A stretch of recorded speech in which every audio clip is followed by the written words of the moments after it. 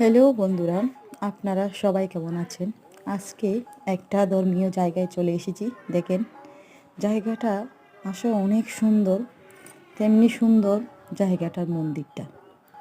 মন্দিরটা দেখলে মন ভরে যায়। দেখেন, মন্দিরটা এমনভাবে নকশা করা হয়েছে।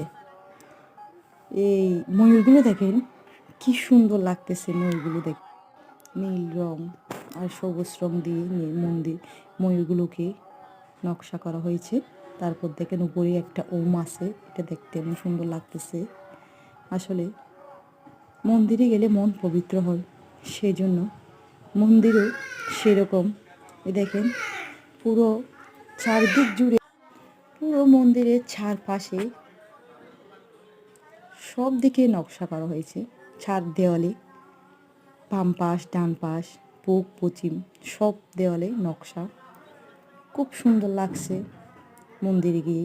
আর ভিতরটাও তো অসাধারণ। দেখলে আপনাদেরকে আমি ভিতরেও ঢুকে দেখাবো। দেখেন সিঁড়িগুলো টাইলসগুলো কত সুন্দর। আমি ভিতরে ঢুকে গেছি। ভিতরে দেখে এখনও মন্দিরে জগন্নাথ দেবের মূর্তি বসাবে, এখনও বসায়নি। এখনও মন্দিরটা যাজন হয়নি। দেখেন নিচের টাইলসটা দেখলে মনে হবে খুব সুন্দর। চারপাশ এত সুন্দর করে যে মন্দিরটা তৈরি করেছে, মন পবিত্র হয়ে যাবে ওখানে গেলে। দেখেন কি সুন্দর মন্দিরটা। আমার ভিডিও যদি ভালো লাগে তাহলে আপনারা লাইক কমেন্ট সাবস্ক্রাইব করে দেবেন।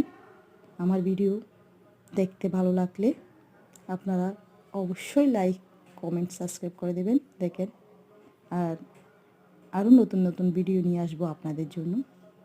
ধন্যবাদ।